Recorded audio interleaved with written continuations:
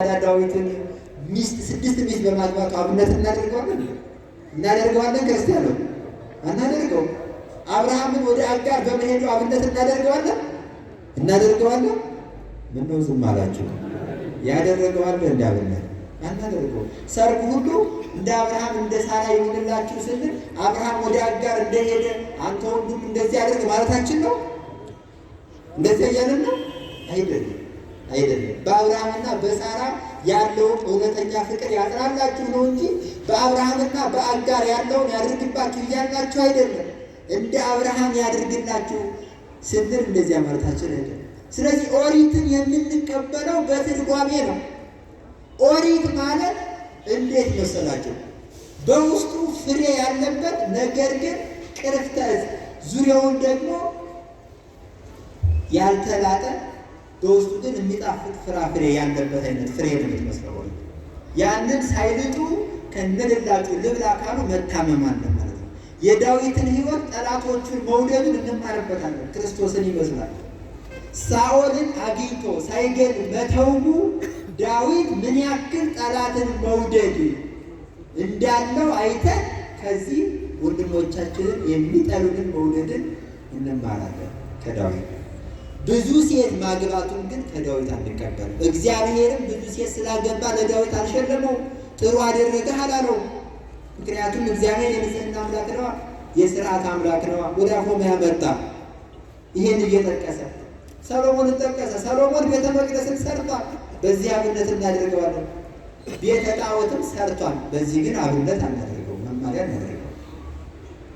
ሰሎሞን አንድ ሴት ማግባቱ በትዳር መኖሩ አብነት ሊሆን ይችላል። ከአንዷ ውጭ ሌሎቹን ማግባቱን ግን ሰሎሞንን ትምህርት አድርገን አንወስደው። ሙሴ ባህር መክፈሉ ያስደንቀናል፣ አብነት እናደርገዋለን። እግዚአብሔር የሰጣቸውን መና ግን የሰጠኋችሁ ብሎ በመስጠቱ አንቀበለው፣ በዚህ አብነት አናደርገው።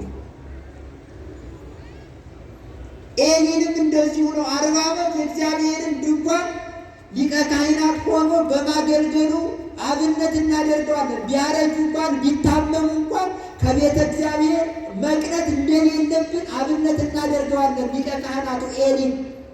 ነገር ግን ከቤተ እግዚአብሔር ይልቅ ልጆቹን መውደዱን አብነት አናደርገው።